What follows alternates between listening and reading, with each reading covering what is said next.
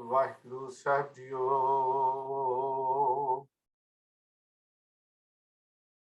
ਇੱਕ ਓੰਕਾਰ ਸਤਨਾਮ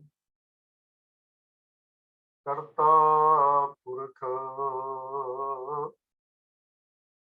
ਨਿਰਭਉ ਨਿਰਵੈਰ ਅਕਾਲ ਮੂਰਤ ਅਜੂਨੀ ਸੈਭੰ ਗੁਰ ਪ੍ਰਸਾਦ। ਵਾਹਿਗੁਰੂ ਵਾਹਿਗੁਰੂ ਵਾਹਿਗੁਰੂ ਵਾਹਿਗੁਰੂ ਵਾਹਿਗੁਰੂ। ਸਨਮਾਨਯੋਗ ਗੁਰੂ ਸਵਾਰਿਓ, ਗੁਰੂ ਫਤਿਹ ਦੀ ਸਾਂਝ ਕਰ ਰਿਹਾ ਹਾਂ ਜੀ। ਵਾਹਿਗੁਰੂ ਜੀ ਕਾ ਖਾਲਸਾ, ਵਾਹਿਗੁਰੂ ਜੀ ਕੀ ਫਤਿਹ। ਸਿੱਖ ਮਿਸ਼ਨਰੀ ਕਾਲਜ ਲੁਧਿਆਣਾ ਵੱਲੋਂ ਚੱਲ ਰਹੀ ਆਨਲਾਈਨ ਗੁਰਮਤਿ ਕਲਾਸ SMC ਗੁਰਮਤਿ ਕਲਾਸ USA, ਆਪ ਸਾਰਿਆਂ ਨੂੰ ਜੀ ਆਇਆਂ। ਅੱਜ ਦਾ ਸਾਡਾ ਵਿਸ਼ਾ ਇਤਿਹਾਸ ਨਾਲ ਸੰਬੰਧਿਤ ਹੈ। ਸਿੰਘ ਸਭਾ ਲਹਿਰ, ਜਿਸ ਦੀਆਂ ਅਸੀਂ ਕਾਫੀ ਵਿਚਾਰਾਂ ਪਿਛਲੀਆਂ ਹਫ਼ਤਿਆਂ ਵਿੱਚ ਕਰ ਚੁੱਕੇ ਹਾਂ। ਅੱਜ ਉਸ ਦਾ ਆਖਰੀ ਪੜਾਅ ਹੈ। ਪਿਛਲੇ ਹਫ਼ਤੇ ਜੋ ਅਸੀਂ ਵਿਚਾਰ ਕੀਤੀ ਸੀ ਕਿ ਸਿੰਘ ਸਭਾ ਲਹਿਰ ਦੇ ਸਾਹਮਣੇ ਕਿਹੜੇ 5 ਵੱਡੇ ਨੁਕਤੇ ਸਨ ਜਿਨ੍ਹਾਂ ਨੂੰ ਲੈ ਕੇ ਉਹਨਾਂ ਨੇ ਧਰਮ ਪ੍ਰਚਾਰ ਦਾ ਬੀੜਾ ਆਪਣੇ ਸਿਰ ਤੇ ਚੁੱਕਿਆ। ਉਹ ਸਨ ਸਿੱਖ ਧਰਮ ਦੀ ਆਜ਼ਾਦ ਹਸਤੀ, ਸੁਤੰਤਰ ਵਜੂਦ ਅਤੇ ਉਸਦੀ ਪਹਿਚਾਣ, ਮੂਲਕ ਸਰੂਪ ਦੀ ਪਹਿਚਾਣ ਜਿਹੜੀ ਹੈ ਉਹ ਸਾਹਮਣੇ ਰੱਖਿਆ। ਸਭ ਤੋਂ ਵੱਡਾ ਸੀ ਗੁਰਬਾਣੀ ਦੀ ਕਸਵੱਟੀ ਦੇ ਉੱਤੇ ਸਿੱਖ ਸਾਹਿਤ ਦੀ ਪਰਖ ਕਰਨੀ। ਜਿਹੜੀਆਂ ਮਿਲਾਵਟਾਂ ਇਤਿਹਾਸ ਵਿੱਚ ਸਾਹਿਤ ਵਿੱਚ ਪੈ ਗਈਆਂ ਸਨ, ਉਹਨਾਂ ਨੂੰ ਗੁਰਬਾਣੀ ਦੀ ਕਸਵੱਟੀ ਸਾਹਮਣੇ ਰੱਖ ਕੇ ਪਰਖਣ ਦਾ ਯਤਨ ਕੀਤਾ ਔਰ ਸਾਨੂੰ ਨਰੋਲ ਇਤਿਹਾਸ ਸਿੰਘ ਸਭਾ ਲਹਿਰ ਦੇ ਇਹਨਾਂ ਸੂਰਮਿਆਂ ਨੇ ਕੌਮ ਨੂੰ ਦਿੱਤਾ। ਤੀਜਾ ਸੀ ਚੱਲ ਰਹੀਆਂ ਰਸਮਾਂ ਰਿਵਾਜ ਦੇ ਜਿਹੜੀਆਂ ਮਰਾਦਾਂ ਦੇ ਅਡੰਬਰ ਬਣ ਚੁੱਕੇ ਸਨ। ਅਡੰਬਰੀ ਰੂਪ ਜਿਹੜਾ ਸੀ ਮਰਿਆਦਾਵਾਂ ਦਾ, ਉਹਨਾਂ ਤੋਂ ਬਚਾਅ ਕਿਵੇਂ ਕੀਤਾ ਜਾ ਸਕਦਾ ਹੈ। ਅਗਲਾ ਸੀ ਵਿਦਿਆ ਦੇ ਤਾਕਤ ਦੇ ਨਾਲ, ਵਿਦਿਆ ਤੇ ਗਿਆਨ ਦੇ ਨਾਲ ਜੋ ਪ੍ਰਭਾਵ ਅਨਮਤੀ ਧਰਮਾਂ ਦਾ ਸਿੱਖਾਂ ਉੱਤੇ ਪੈ ਗਿਆ ਹੈ, ਉਹਨਾਂ ਤੋਂ ਛੁਟਕਾਰਾ ਕਿਵੇਂ ਕਰਾਇਆ ਜਾ ਸਕੇ, ਸਿੱਖੀ ਦਾ ਛੁਟਕਾਰਾ ਕਿਵੇਂ ਹੋ ਸਕਦਾ ਹੈ।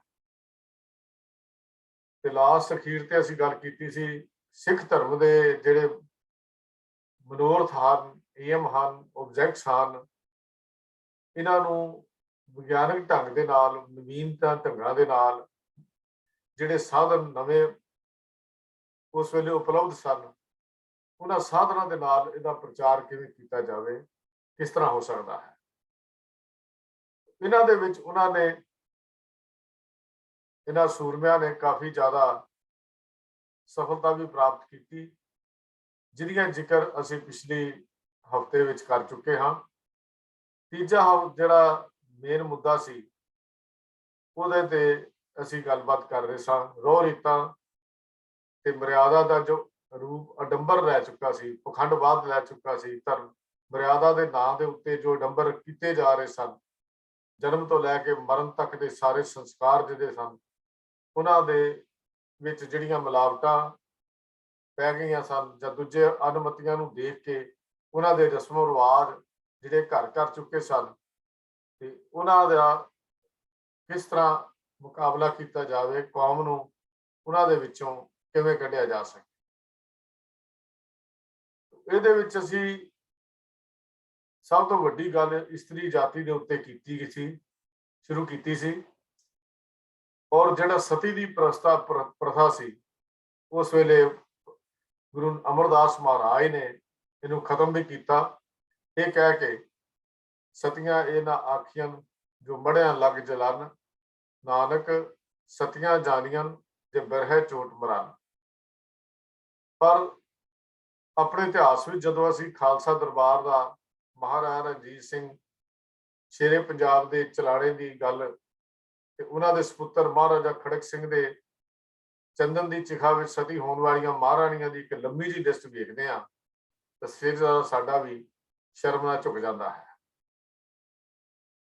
मृतक रस्मां, पितर पूजा, पिंड भराने, पहेवे जग्या जाके गद्दी कराउणी, जे कोई मंजे ते मर गया ਉਹਦੇ ਲਈ ਜਾ ਕੇ ਪਿੰਡ ਭਰਾਉਣੇ, ਉਹਦੀਆਂ ਹੱਡੀਆਂ ਚੁੱਕ ਕੇ ਗੰਗਾ 'ਚ ਪਾਉਣੀਆਂ, ਹਰਿਦੁਆਰ ਜਾ ਕੇ ਰੋੜਨੀਆਂ। ਗੱਲ ਵੱਖਰੀ ਹੈ ਕਿ ਅੱਜ ਅਸੀਂ ਆਪਣਾ ਨਵਾਂ ਹਰਿਦੁਆਰ ਕੀਰਤਪੁਰ ਸਾਹਿਬ ਦੇ ਰੂਪ ਵਿੱਚ ਬਣਾ ਲਿਆ। ਇਹ ਅੱਜ ਕਮੀਆਂ ਫਿਰ ਸਾਡੇ 'ਚ ਉਹੀ ਆਉਂਦੀਆਂ ਨੇ, ਕਿਉਂਕਿ ਕੌਮ ਦੇ ਜਿਹੜੇ ਆਗੂ ਹੁੰਦੇ ਨੇ ਆਦਰਸ਼ ਹੁੰਦੇ ਹਨ। ਜਦੋਂ ਕੌਮ ਦੇ ਆਗੂਆਂ ਦੀਆਂ ਹੱਡੀਆਂ ਚੁੱਕ ਚੁੱਕ ਕੇ ਉਹਨਾਂ ਨੂੰ ਲਾਲ ਥੈਲੀਆਂ ਵਿੱਚ ਬੰਦ ਕਰਕੇ स्पैशल पतालपुरी भी लिजा के पाया जाएगा तो लोग वही काम करनगे जो कौम के आगू करते हैं। पर ये सिख सभा के आगुआ ने ये काम जो उस वेले चल रहा सी, जाके हरिद्वार जाके फुल पा के आने, हड्डियां हरिद्वार जाके पाउणियां, ये पूरी तरह सिखां दे अंदर घर कर चुकियां सन। इन्हां रीतां दे विरुद्ध विच जदों बाबा दयाल जी ते रत्ता जी ने रावलपिंडी दे विच एक अंदोलन शुरू किया कि मरण तो पिछों रोना पिटना क्रियाकर्म बंद करने की गुरमत की गल समझाई। सद बाणी के आधार के उत्ते मत मैं पिछे कोई रोग सी सो मैं मूल ना पाया, तो उन्होंने भाईचारे च हिस्से किया। कह लगे ये चंगे भले मानस ने, चंगे सिख है जो मरिया के पिछों भी कड़ाही खाते हैं। ये गल असीं पिछले हफ्ते भी की सी। तो कुड़ी मारन का रिवाज आम सी, जमदियां कुड़ियां नूं मार देना ये आम रिवाज उस वेले चलता सी। गुरमत का जिहड़ा सिद्धांत सी जिन्हों असीं कहने आ सो क्यों मंदा आखिए जित जमै राजान, ये केवल कागजां विच ही रह गया सी। सिख सभा लहर के आगुआं ने ਇਹਦੇ ਵਿੱਚ बड़ा अपना बल पाया। उन्होंने जदों बीबियां दी नाल बराबर बीबियां नूं अमृत छकाउण दी गल कीती, जदों उन्होंने पंजां विच शामिल होण दी गल समझाई, तां ओह अज भी तुसीं वेखोगे कि साडे कुछ ऐसे गुरधाम हन जिथे बीबियां नूं वखरा अमृत छकाया जांदा।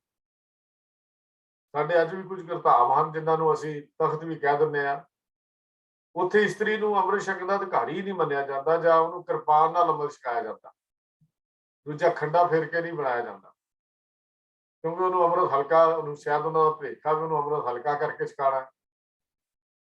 ये रीतां चलदियां सन। उस वेले दा इस्त्री जाति नूं अमृत छकण दा अधिकार भी नहीं सी दित्ता जांदा, जिहड़ा इन्ना साडे अंदर गिरावट आ चुकी सी। तो ये कई बारी तो 5 पौड़ियां पढ़ के ही जपजी साहब दियां अखां छट्टे मार के ही रस्म जिहड़ी सी पूरी कर दित्ती जांदी सी।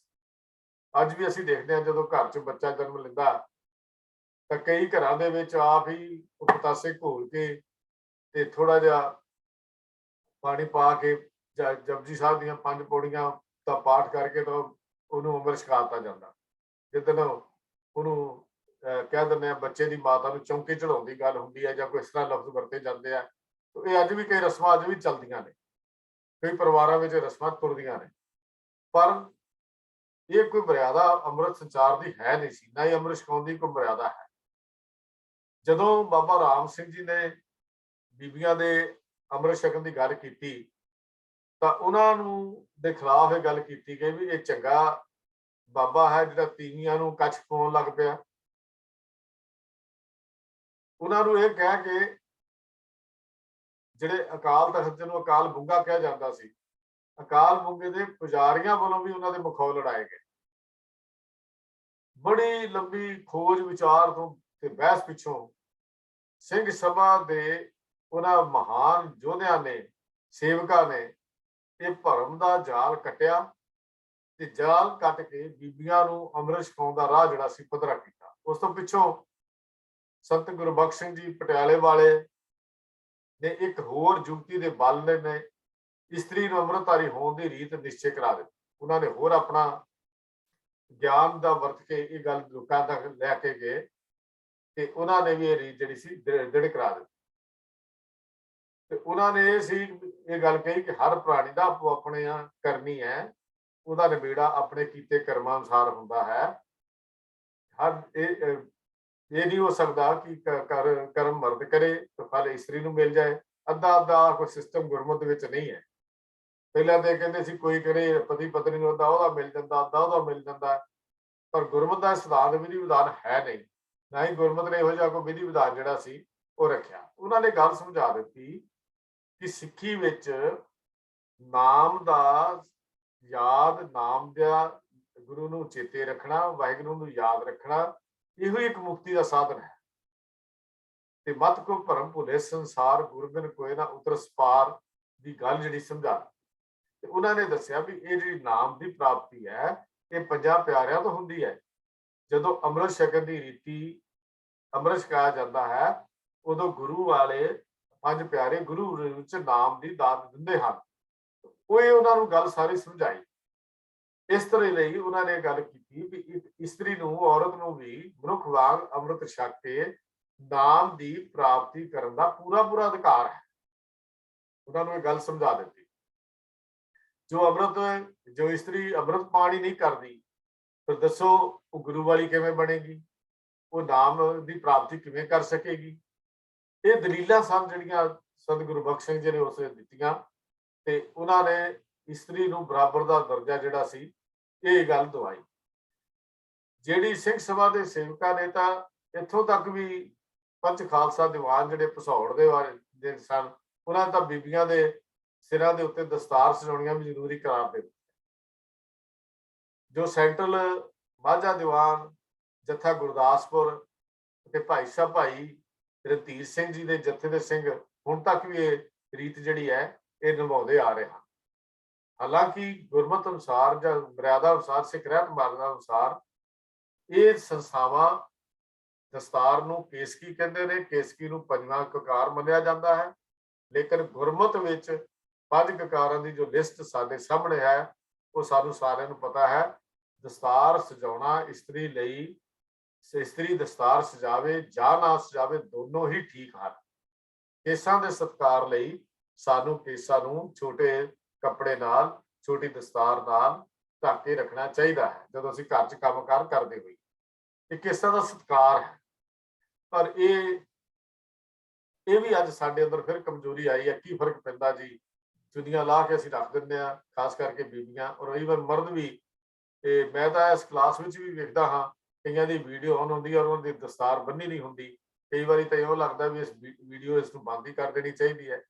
ਤਾਂ ਮੇਰੀ ਇਹ ਬੇਨਤੀ ਹੈ ਵੀ ਅਸੀਂ ਇਸ ਕਲਾਸ ਵਿੱਚ ਜਦੋਂ ਵੀ ਆਉਂਦੇ ਹਾਂ ਦਸਤਾਰ ਬੰਨ ਕੇ ਸਜਾ ਕੇ ਆਪਣੀ ਤਾਂ ਬੈਠੀਏ। ਕਮ ਸੇ ਕਮ ਸਾਡੇ ਕੇਸ ਨੰਗੇ ਨਹੀਂ ਹੋਣੇ ਚਾਹੀਦੇ। ਗੁਰੂ ਪਾਤਸ਼ਾਹ ਜੀ ਨੇ ਸਾਨੂੰ ਕੇਸਾਂ ਦਾ ਸਤਿਕਾਰ ਕਰਨ ਦੀ ਗੱਲ ਸਮਝਾਈ ਹੈ।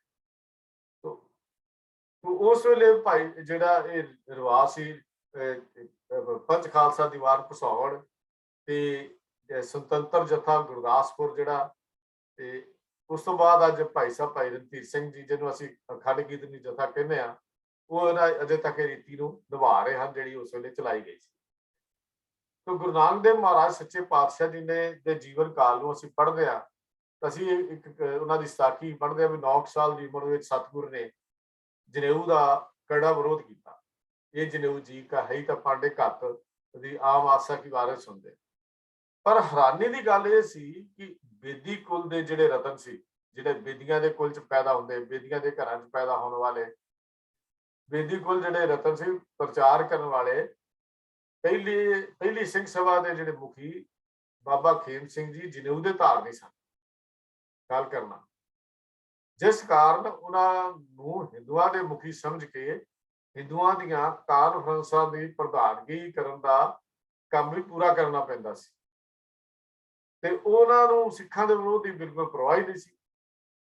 ਸਿੱਖਾਂ ਵਿੱਚ ਵਿਅਕਤੀ ਪੂਜਾ, ਸ਼ਖਸੀ ਪੂਜਾ ਇਹ ਕਹਿ ਰਹੀ ਕਿ ਗੁਰੂ ਗੋਬਿੰਦ ਸਿੰਘ ਜੀ ਤੋਂ ਪਿੱਛੋਂ ਕਿਸੇ ਵਿਅਕਤੀ ਦਾ 11ਵਾਂ ਗੁਰੂ ਕਹਾਉਣਾ 12ਵਾਂ ਗੁਰੂ ਕਹਾਉਣਾ ਇਹ ਵਿਵਰਜਿਤ ਹੈ, ਮਨਾ ਹੈ। ਕਿਉਂਕਿ ਗੁਰੂ ਗੋਬਿੰਦ ਸਿੰਘ ਜੀ ਨੇ ਗੁਰਿਆਈ ਖੁਦ ਗੁਰੂ ਗ੍ਰੰਥ ਸਾਹਿਬ ਜੀ ਨੂੰ ਦੇ ਕੇ ਖਾਲਸਾ ਪੰਥ ਨੂੰ ਸ਼ਬਦ ਗੁਰੂ ਦੀ ਤਾਬਿਆ ਕੀਤਾ ਸੀ। ਪੂਜਾ ਕਾਲ ਕੀ ਪਰਚਾ ਸ਼ਬਦ ਦਾ ਦੀਦਾਰ ਖਾਲਸੇ ਦਾ, ਇਹ ਵਿਧਾਨ ਸੀ ਸਿੱਖੀ ਦਾ।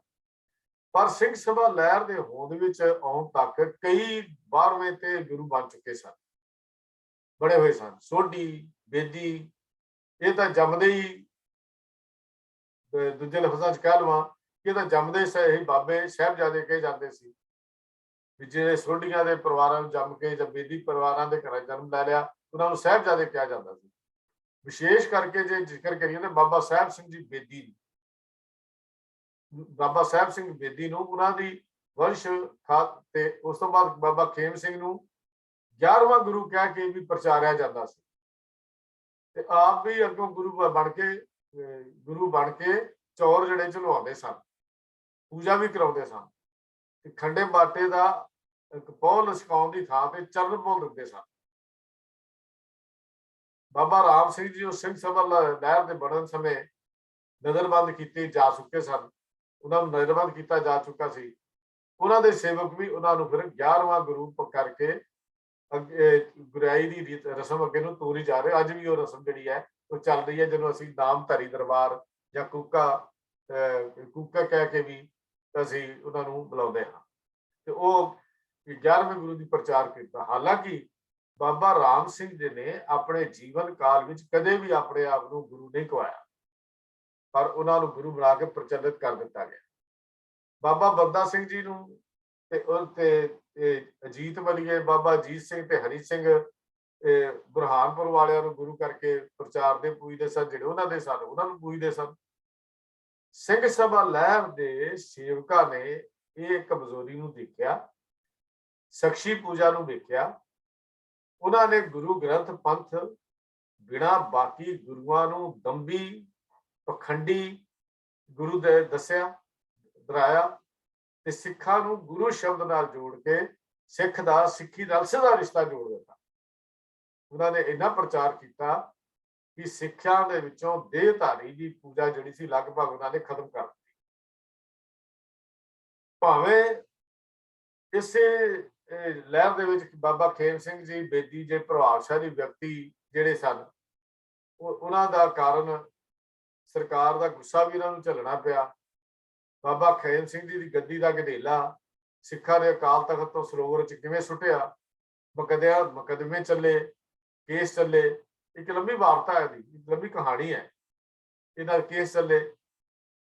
ਸਿੱਟੇ ਦੇ ਵਜੋਂ ਇਹ ਕਹਿ ਸਕਦੇ ਹਾਂ ਅਸੀਂ, ਰਿਜ਼ਲਟ ਦੀ ਗੱਲ ਕਰੀਏ, ਕਿ ਸਿੰਘ ਸਭਾ ਨੇ ਦੰਭੀ ਤੇ ਦੇਹਧਾਰੀ ਪਖੰਡੀ ਗੁਰੂਆਂ ਦਾ ਤਗੜਾ ਵਿਰੋਧ ਕੀਤਾ ਤੇ ਸਿੱਖਾਂ ਨੂੰ ਅੱਗੋਂ ਦੇਹਧਾਰੀ ਗੁਰੂਆਂ ਨੂੰ ਨਾ ਮੰਨਣ ਦੀ ਇੱਕ ਨਵੀਂ ਜਿਹੜੀ ਨਰੋਈ ਅਗਵਾਈ ਜਿਹੜੀ ਸੀ ਉਹ ਬਖਸ਼ਿਸ਼ ਕੀਤੀ। ਭਾਵ ਸਿੱਖਾਂ ਨੂੰ ਦੇਹਧਾਰੀ ਗੁਰੂਆਂ ਦੇ ਚੁੰਗਲ ਵਿੱਚੋਂ ਕੱਢ ਕੇ ਗੁਰੂ ਗ੍ਰੰਥ ਤੇ ਗੁਰੂ ਪੰਥ ਦੀ ਸਰਦਾਰੀ ਕਬੂਲਣ ਲਈ ਸਿੰਘ ਸਭਾ ਲਹਿਰ ਦੇ ਆਗੂਆਂ ਨੇ ਆਪਣਾ ਜੀਵਨ ਜਿਹੜਾ ਸੀ ਉਹ ਲਾ ਦਿੱਤਾ। ਇਸ ਤੋਂ ਅੱਗੇ ਚੱਲਦੇ ਹਾਂ, ਸਿੱਖੀ ਦੇ ਵਿੱਚ ਜਿਹੜੀ ਹੋਰ ਅਡੰਬਰ ਸੀ ਉਹ ਸੀ ਸਰਾਧਾਂ ਦਾ। ਸਰਾਧ ਸਿੱਖਾਂ ਦੇ ਵਿੱਚ ਬਣਾਈ ਹੈ। ਅਸੀਂ ਸ਼ਬਦ ਪੜ੍ਹਦੇ ਹਾਂ, ਜੀਵਤ ਪਿੱਤਰ ਨਾ ਮਾਨੇ ਕਉ ਮੂਹੇ ਸਰਾਧ ਕਰਾਈ। ਜੇ ਅਸੀਂ ਗੁਰੂ ਨਾਨਕ ਸਾਹਿਬ ਦਾ ਜੀਵਨ ਪੜ੍ਹਦੇ ਹਾਂ, ਉੱਥੇ ਵੀ ਦੁਨੀ ਚੰਦ ਦੀ ਸਾਖੀ ਅਸੀਂ ਪੜ੍ਹਦੇ ਹਾਂ, ਜੋ ਸਤਿਗੁਰੂ ਲਾਹੌਰ ਗਏ ਤੇ ਦੁਨੀ ਚੰਦ ਆਪਣੇ ਬਾਪ ਦਾ ਸਰਾਧ ਬਣਾ ਰਿਹਾ ਸੀ। ਮਹਾਰਾਜ ਨੇ ਉੱਥੇ ਵੀ ਜੇ ਮਹਾਕਾ ਘਰਮ ਹੋਏ ਪਿਤਰੀ ਦੇ ਅੱਗੇ ਵਸਤ ਸਿਆਣੀਏ, ਪਿਤਰੀ ਚੋਰ ਕਰੇ ਵੱਢੀਏ ਹੱਥ ਦਲਾਲ ਕੇ ਮੁਸਵੀ ਇਹ ਕਰੇ ਨਾਨਕ ਅੱਗੇ ਸਵੈ ਮਿਲੇ। ਜੇ ਖੱਟੇ ਘਾ ਲੈਂਦੇ ਦੀ ਗੱਲ ਕੀਤੀ, ਉਹ ਭਲਿਓ ਏਦਾਂ ਥੋੜੀ ਕੋਈ ਗੱਲ ਬਣਦੀ ਹੈ। ਪਰਮਾਤਮਾ ਦੇ ਘਰ ਦੀ ਵਿੱਚ ਜੋ ਤੂੰ ਇੱਥੇ ਕਮਾਏਗਾ ਉਹਦਾ ਹੀ ਰਿਜ਼ਲਟ ਹੈ। ਕਿਸੇ ਦਾ ਸਰਾਧ ਕਰਕੇ ਗਤੀ ਨਹੀਂ ਹੁੰਦੀ, ਨਾ ਹੀ ਸਰਾਧ ਕਿਸੇ ਨੂੰ ਪਹੁੰਚਦਾ।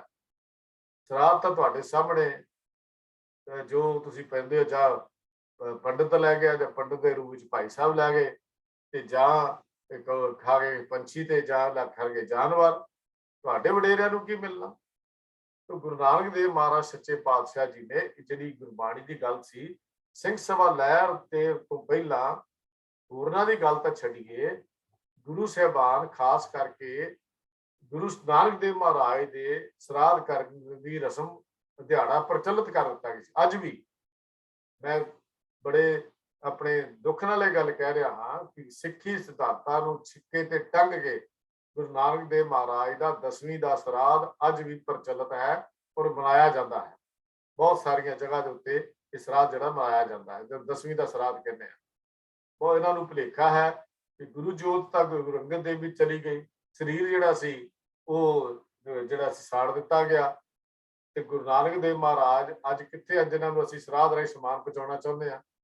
ਇਹ ਗੱਲ ਬੜੀ ਸਾਨੂੰ ਸ਼ਰਮ ਦੀ ਗੱਲ ਹੈ ਕਿ ਸਾਨੂੰ ਬਿਲਕੁਲ ਸਿੱਖੀ ਸਿਧਾਂਤਾਂ ਦੀ ਜਾਣਕਾਰੀ ਨਹੀਂ ਹੈ। ਜਿਹੜਾ ਸਿੰਘ ਸਭਾ ਲਹਿਰ ਨੇ ਇੰਨਾ ਜ਼ੋਰ ਲਾ ਕੇ ਉਹਨਾਂ ਸਿੰਘ ਸਭਾ ਲਹਿਰ ਦੇ ਨਾ ਆਗੂਆਂ ਨੇ, ਨਾ ਸੇਵਕਾਂ ਨੇ ਸਰਾਧਾਂ ਦੀ ਬਿਮਾਰੀ ਨੂੰ ਸਿੱਖਾਂ ਦੇ ਵਿੱਚੋਂ ਦੂਰ ਕਰਨ ਦਾ ਭਰਵਾਂ ਯਤਨ ਕੀਤਾ। ਤੇ ਹੁਣ ਫਿਰ ਮੈਂ ਜਿਹੜਾ ਜ਼ਿਕਰ ਕਰ ਰਿਹਾ ਸੀ, ਗੁਰੂ ਨਾਨਕ ਸਾਹਿਬ ਦਾ ਡੇਰਾ ਬਾਬਾ ਨਾਨਕ ਦੇ ਉੱਤੇ ਅੱਜ ਵੀ ਸਰਾਧ ਦੀ ਰੀਤ ਜਿਹੜੀ ਹੈ ਮੁੜ ਚੱਲ ਪਈ ਹੈ। ਸਾਨੂੰ ਇਹਦੇ ਵੱਲ ਖਿਆਲ ਕਰਨ ਦੀ ਲੋੜ ਹੈ। ਗੁਰੂ ਨਾਨਕ ਸਾਹਿਬ ਨੇ ਜਦੋਂ ਜਗਨਨਾਥਪੁਰੀ ਗਏ ਤਾਂ ਉੱਥੇ ਆਰਤੀ ਦਾ ਸ਼ਬਦ ਉਚਾਰ ਕੇ ਗਗਨ ਮੈਂ ਥਾਲ ਰੱਬ ਚੰਦ ਦੀਪਕ ਬਣੇ ਤਾਰਕਾ ਮੰਡਲ ਜਨਕ ਮੋਤੀ ਤੂੰ ਮਲਿਆਲ ਲੋ ਪਵਨ ਚਵਰੂ ਕਰੇ ਸਗਲ ਬਨਰਾਏ ਫਲੰਤ ਜੋਤੀ ਕੈਸੀ ਆਰਤੀ ਹੋਏ ਭਵ ਖੰਡਨਾ ਤੇਰੀ ਆਰਤੀ। ਇਹ ਸ਼ਬਦ ਉਚਾਰਨ ਕੀਤਾ। ਪਰ ਸਿੱਖ ਧਰਮ ਸਥਾਨਾਂ ਦੇ ਉੱਤੇ ਬਿਲਕੁਲ ਇਸ ਦੇ ਉਲਟ, ਇਸ ਗੱਲ ਦੇ ਬਿਲਕੁਲ ਵਿਰੁੱਧ ਜਾ ਕੇ ਆਰਤੀ ਕਰਨ ਦਾ ਪ੍ਰਮਾਣ ਮੰਨ ਕੇ ਅਨੁਮਤੀਆਂ ਦੇ ਮੰਦਰਾਂ ਵਾਂਗ ਮੂਰਤੀਆਂ ਰੱਖ ਕੇ ਆਰਤੀਆਂ ਕਰਨ ਦੀ ਰਿਵਾਜ ਪ੍ਰਚਲਿਤ ਹੋ ਗਈ ਸੀ। ਭਾਈ ਦਿੱਤ ਸਿੰਘ ਜੀ ਨੇ ਆਰਤੀ ਪ੍ਰਬੋਧ ਲਿਖ ਕੇ ਇਸ ਗੱਲ ਦੀ ਅਸਲੀਅਤ ਪ੍ਰਗਟਾਈ, ਲੋਕਾਂ ਦੇ ਸਾਹਮਣੇ ਲਿਆਂਦੀ ਵੀ ਆਰਤੀ ਹੈ ਕੀ ਚੀਜ਼। ਉਹਨਾਂ ਨੂੰ ਪੁਜਾਰੀਆਂ ਵੱਲੋਂ ਰਵਿਦਾਸੀਏ ਦਿੱਤ ਸਿੰਘ ਦੀ ਨਵੀਂ ਕਾਢ ਕਹਿ ਕੇ ਭੰਡਿਆ ਗਿਆ ਸੀ, ਕਿਉਂਕਿ ਉਹ ਸ਼੍ਰੇਣੀ ਦੇ ਨਾਲ ਸਨ ਜਿਹਨੂੰ ਰਵਿਦਾਸੀ ਕਿਹਾ ਜਾਂਦਾ ਸੀ। ਤੇ ਜਿਹੜੇ ਪੁਜਾਰੀ ਸੀ ਉਸ ਵੇਲੇ, ਬੇਨਤੀ ਕਰਾਂ, ਪੁਜਾਰੀਆਂ ਦਾ ਰਵੱਈਆ ਜਿਹੜਾ ਹੈ ਇਹ ਹਮੇਸ਼ਾ ਹੀ ਇੱਕ ਪਾਸੜ ਜਿਹਾ ਰਿਹਾ ਹੈ। ਪਰ ਪੁਜਾਰੀ ਸ਼੍ਰੇਣੀ ਅਸਲ 'ਚ ਗੁਰਮਤਿ 'ਚ ਹੈ ਨਹੀਂ ਸੀ। ਇਹ ਪਿਆਰੀ ਸ਼੍ਰੇਣੀ ਅਸੀਂ ਲਿਆ ਕੇ ਵਾੜ ਦਿੱਤੀ ਹੈ, ਜਿਹੜੀ ਧੱਕੇ ਨਾਲ ਸਾਡੇ ਨਾਲ ਅਸੀਂ ਪੁਜਾਰੀ ਸ਼੍ਰੇਣੀ ਨੂੰ ਲਿਆ ਕੇ ਵਾੜ ਦਿੱਤਾ। ਤੇ ਪੁਜਾਰੀਆਂ ਦੇ ਜਿਹੜਾ ਸੀ ਉਹਨਾਂ ਨੇ ਗਿਆਨੀ ਦਿੱਤ ਸਿੰਘ ਜੀ ਨੂੰ, ਭਾਈ ਦਿੱਤ ਸਿੰਘ ਜੀ ਨੂੰ ਜਿਹੜੀ ਉਹਨਾਂ ਨੇ ਆਰਤੀ ਪ੍ਰਬੋਧ ਲਿਖੀ ਕਿਤਾਬ ਅਸਲੀਅਤ ਦੱਸੀ, ਤਾਂ ਉਹਨਾਂ ਨੂੰ ਰਵਿਦਾਸੀਏ ਦਿੱਤ ਸਿੰਘ ਦਾ ਖਿਤਾਬ ਜਿਹੜਾ ਸੀ, ਜਾਇ ਕਹਿ ਲਓ ਰਵਿਦਾਸੀਏ ਦਿੱਤ ਸਿੰਘ ਦੀ ਨਵੀਂ ਕਾਢ, ਇਹ ਕਹਿ ਕੇ ਉਹਨਾਂ ਨੂੰ ਜਿਹੜਾ ਸੀ ਬਦਨਾਮ ਕਰਨਾ ਸ਼ੁਰੂ ਕਰ ਦਿੱਤਾ। ਇੱਕ ਬੜੀ ਸਵਾਦੀ ਜੀ ਗੱਲ ਪੁਜਾਰੀਆਂ ਦੇ ਦ੍ਰਿਸ਼ਟੀਕੋਣ ਤੋਂ ਜਿਹੜੀ ਵਾਚਨਯੋਗ ਹੈ ਉਹ ਹੈ ਵੀ ਆਨੰਦ ਮੈਰਿਜ ਐਕਟ ਦੀ ਜਦੋਜਹਿਦ ਸਮੇਂ ਜਦੋਂ ਟਿੱਕਾ ਰੂਪਦਮਨ ਸਿੰਘ ਨਾਭਾ ਨੇ ਤਖਤਾਂ ਤੋਂ ਰਾਵਾਂ ਪ੍ਰਾਪਤ ਕਰਨ ਲਈ ਆਪਣੇ ਅਹਿਲਕਾਰ ਭੇਜੇ, ਸਰਦਾਰ ਗੁਰਦਿਆਲ ਸਿੰਘ ਜੀ ਨਾਭਾ ਪਟਨਾ ਸਾਹਿਬ ਗਏ ਤੇ ਕੜਾਹ ਪ੍ਰਸ਼ਾਦ ਲੈ ਕੇ ਅਰਦਾਸ ਲਈ ਹਾਜ਼ਰ ਹੋਏ। ਪੁਜਾਰੀ ਨੇ ਪੁੱਛਿਆ, ਸਰਦਾਰ ਸਾਹਿਬ ਤੁਸੀਂ ਦੱਸੋ ਰਹਿਰਾਸ ਕਿਹੜੀ ਕਰਦੇ ਹੋ, ਰਹਿਰਾਸ ਕਿਹੜੀ ਕਰਦੇ ਹੋ, ਕਿਹੜੀ ਪੜ੍ਹਦੇ ਹੋ, ਸਿੰਘ ਸਮੀਆਂ ਵਾਲੀ ਕਿ ਸਨਾਤਨੀ ਸਿੱਖਾਂ ਵਾਲੀ? ਦੇਖੋ ਹਾਲਤ ਜਿਹੜੀ ਸਿੱਖੀ ਦੀ ਹਾਲਤ ਕੀ ਹੈ। ਸਰਦਾਰ ਜੀ ਨੇ ਕਿਹਾ ਕੋਈ ਵੀ ਨਹੀਂ। ਉਹਨਾਂ ਤਾਂ ਆਪਣੇ ਵੱਲੋਂ ਸੱਚ ਹੀ ਕਿਹਾ ਸੀ ਵੀ ਜੇ ਪੁਜਾਰੀ ਠੀਕ ਗੱਲ ਕਰਦਾ ਤਾਂ ਗੁਰਦਿਆਲ ਸਿੰਘ ਨੂੰ ਆਖ ਸਕਦਾ ਸੀ ਕਿ ਤੇਰੀ ਅਰਦਾਸ ਬਿਲਕੁਲ ਨਹੀਂ ਹੋ ਸਕਦੀ। ਪਰ ਅੱਗੋਂ ਪੁਜਾਰੀ ਸਾਹਿਬ ਨੇ ਬੜੇ ਖੁਸ਼ ਹੋ ਕੇ ਕਿਹਾ ਤਦ ਤੁਹਾਡੀ ਅਰਦਾਸ ਇੱਥੇ ਹੋ ਸਕਦੀ ਹੈ। ਮਤਲਬ ਕਿ ਸਿੰਘ ਸਭੀ ਦੀ ਅਰਦਾਸ ਇੱਥੇ ਨਹੀਂ ਹੋ ਸਕਦੀ। ਜੇ ਤੂੰ ਸਿੰਘ ਸਭੀਆਂ ਵਾਲੀ ਕਿਤੇ ਰਹਿ ਪੜ੍ਹਦਾ ਤੂੰ ਫਿਰ ਤੇਰੀ ਅਰਦਾਸ ਨਹੀਂ ਹੋਣੀ। ਤੇ ਜੋ ਵਿਅਕਤੀ ਕੁਝ ਵੀ ਨਾ ਪੜ੍ਹੇ ਉਹ ਸਿੰਘ ਸਭੀਆਂ ਨਾਲੋਂ ਚੰਗਾ ਸੀ। ਇੰਨਾ ਹਾਲਾਤ ਖਰਾਬ ਹੋ ਚੁੱਕੇ ਸਨ। ਮੈਂ ਤਾਂ ਬੇਨਤੀ ਕਰਾਂ, ਉਦੋਂ ਤਾਂ ਸ਼ਾਇਦ ਦੋ ਰਹਿਰਾਸ ਸਾਹਿਬ ਹੋਣਗੇ, ਰਹਿਰਾਸ ਹੋਣਗੀਆਂ, ਇੱਕ ਸਿੰਘ ਸਭਾ ਦੀ ਹੋਏਗੀ ਤੇ ਇੱਕ ਪੁਜਾਰੀਆਂ ਦੀ ਹੋਏਗੀ। ਪਰ ਅੱਜ ਤਾਂ ਰਹਿਰਸ ਦੀ ਗਿਣਤੀ ਕੋਈ ਨਹੀਂ। ਅੱਜ ਹਰ ਜਥੇਬੰਦੀ ਨੇ ਆਪੋ ਆਪਣੀ ਵੱਖਰੀ ਵੱਖਰੀ ਰਹਿਰਸ ਬਣਾਈ ਹੋਈ ਹੈ, ਜਦਕਿ ਪੰਥ ਪ੍ਰਵਾਨਿਤ ਸਿੱਖ ਰਹਿਤ ਮਰਿਆਦਾ ਵਿੱਚ ਰਹਿਰਾਸ ਦਾ ਬੜਾ ਸਰਲ ਸਰੂਪ ਬਿਆਨ ਕੀਤਾ ਗਿਆ ਹੈ। ਫਿਰ ਵੀ ਜਥੇਬੰਦੀਆਂ ਹਕਮਤ ਹੁਕਮ ਚੁਕਾਈਏ ਤੋਂ ਉੱਤੇ ਉੱਠ ਹੀ ਨਹੀਂ ਸਕਦੀਆਂ। ਆਪਣੀ ਹਉਮੈ ਵਿੱਚ, ਆਪਣੇ ਹੰਕਾਰ ਵਿੱਚ, ਆਪਣੀ ਆਪ ਨੂੰ ਵੱਖਰਾ ਪ੍ਰਗਟਾਉਣ ਦੇ ਵਿੱਚ, ਆਪਣੇ ਨੂੰ ਵੱਡਾ ਕਹਿੰਦੇ ਸਾਡੀ ਰਹਿਰਸ ਵੱਡੀ ਹੈ, ਤੁਹਾਡੀ ਛੋਟੀ ਹੈ, ਛੋਟੀ ਪੜ੍ਹਦੇ ਹੋ, ਵੱਡੀ ਪੜ੍ਹਦੇ ਹੋ, ਦੋਹਰੇ ਪੜ੍ਹਦੇ ਹੋ, ਢਿੱਲ ਪੜ੍ਹਦੇ ਹੋ ਕਿ ਨਹੀਂ ਪੜ੍ਹਦੇ, ਇਹ ਕੁਝ ਐਸੇ ਸਵਾਲ ਅੱਜ ਕੀਤੇ ਜਾ ਰਹੇ ਹਨ, ਜਦਕਿ ਗੁਰੂ ਪੰਥ ਨੂੰ ਜਿਹਨੂੰ ਅਧਿਕਾਰ ਸੀ, ਉਹਨੇ ਜੋ ਰਹਿਤ ਮਰਿਆਦਾ ਜਦੋਂ ਬਣਾਈ, ਉਹਦੇ ਵਿੱਚ ਸਿੱਧਾ ਲਿਖਿਆ ਗਿਆ ਕਿ ਰਹਿਰਾਸ ਦਾ ਸਰੂਪ ਹੇਠ ਲਿਖਿਆ ਹੈ। ਪਹਿਲਾ ਸੋਦਰ ਦੇ 5 ਸ਼ਬਦ, ਫਿਰ 4 ਸ਼ਬਦ ਸੋਪੁਰਖ ਸਰਲੇਖ ਹੇਠ, ਫਿਰ 25 ਅੰਕ ਕਵਿਓ ਬਾਜ ਬੇਨਤੀ ਚੁਪਈ, ਫਿਰ ਅੱਗੇ ਸਵਈਆ, ਦੋਹਰਾ, ਆਨੰਦ ਦੀਆਂ ਪਹਿਲੀਆਂ 5 ਪੌੜੀਆਂ ਤੇ ਅੰਤਲੀ ਪੌੜੀ, ਵਧਾਵਨੀ ਵਾਲਾ ਸ਼ਬਦ, ਤੇ ਫਿਰ ਤੇਰਾ ਕੀਤਾ ਜਾਤੋ ਨਾਈ ਦਾ ਸ਼ਬਦ ਹੈ, ਜਿੱਥੇ ਨਾਨਕ ਨਾਮ ਮਿਲੇ ਤਾਂ ਜੀਵਾਂ ਤਨ ਮਨ ਥੀਵੇ ਹਰਿਆ। ਇਹ ਸਾਡਾ ਰਹਿਰਾਸ ਸਾਹਿਬ ਦਾ ਸਰੂਪ ਹੈ। ਪਰ ਅੱਜ ਤਾਂ ਉਦੋਂ ਦਾ ਦੋ ਦੀ ਸ਼ਾਇਦ ਗੱਲ ਹੁੰਦੀ ਹੋਏਗੀ।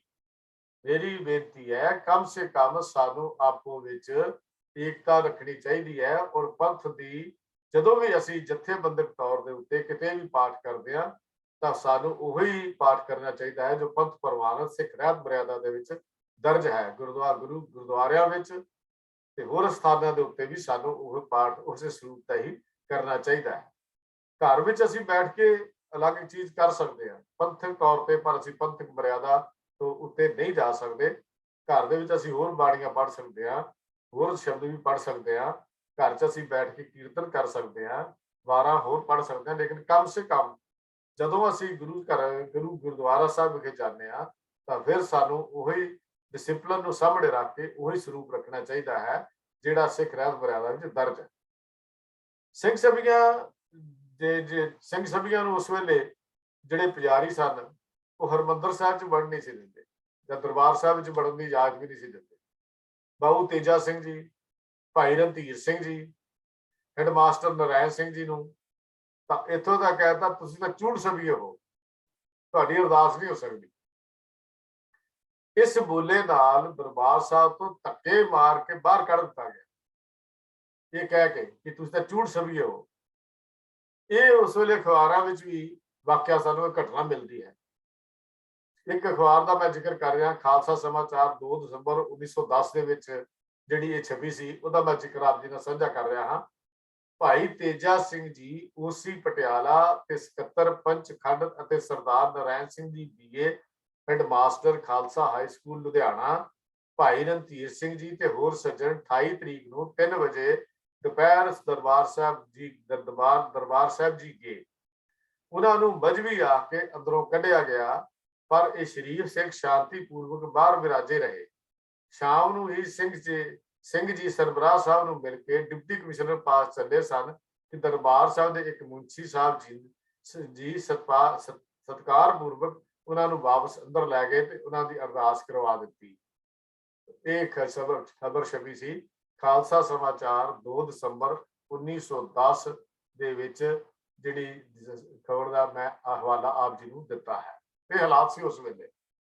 ਸਿੰਘ ਸਭਾ ਦੇ ਸਿੱਖੀ ਦੇ ਇਸ ਪਹਿਲੂ ਤੋਂ ਕਿੰਨੀ ਸੇਵਾ ਕੀਤੀ, ਕੌਮ ਦੀ ਨੁਹਾਰ ਕਿੰਨੀ ਖੇਤਰ ਵਿੱਚ ਬਦਲੀ, ਇਸ ਦਾ ਜੇ ਅਸੀਂ ਗੱਲ ਕਰਾਂਗੇ ਤਾਂ ਬਹੁਤ ਵੱਡੇ ਇੱਕ ਗ੍ਰੰਥ ਸਾਨੂੰ ਬਣਾਉਣਾ ਪਵੇਗਾ।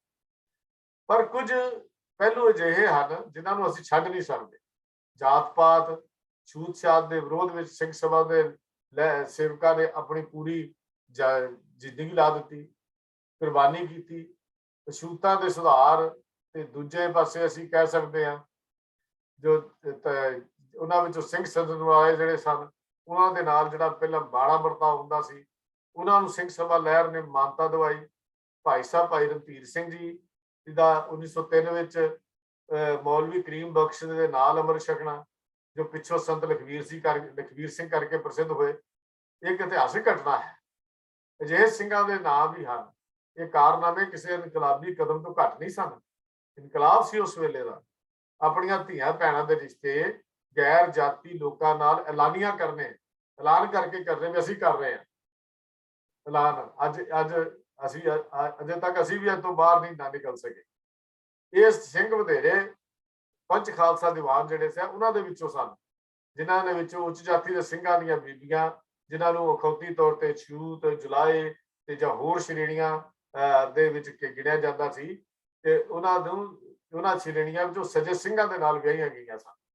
ਔਰ ਪ੍ਰੈਕਟੀਕਲ ਕਰਕੇ ਦੱਸਿਆ, ਗੱਲਾਂ ਨਾਲ ਨਹੀਂ ਕੀਤਾ, ਪ੍ਰੈਕਟੀਕਲ ਕਰਕੇ ਦੱਸਿਆ। ਇਹ ਨੰਬਰ ਸਨ ਉਸ ਵੇਲੇ ਜਿਹੜੀ ਕੌਮ ਦੇ ਵਿੱਚ ਆ ਚੁੱਕੇ ਸਨ। ਜਿਨ੍ਹਾਂ ਨੂੰ ਇਹਨਾਂ ਸਿੰਘ ਸਭਾ ਲਹਿਰ ਦੇ ਸੂਰਮਿਆਂ ਨੇ ਆਪਣੇ ਗਿਆਨ ਦੇ ਹਥਿਆਰ ਦੇ ਨਾਲ ਜਿਹੜਾ ਸੀ ਉਸ ਨੂੰ ਕੱਢਿਆ ਤੇ ਇੱਕ ਨਵੀਂ ਸੇਧ ਜਿਹੜੀ ਸੀ ਨਿਆਰਾ ਤੇ ਨਰਾਲਾ ਪੰਥ ਜੋ ਗੁਰੂ ਤੇ ਚਲਾਇਆ ਸੀ ਉਹਨੂੰ ਅੱਗੇ ਵਧਾਇਆ।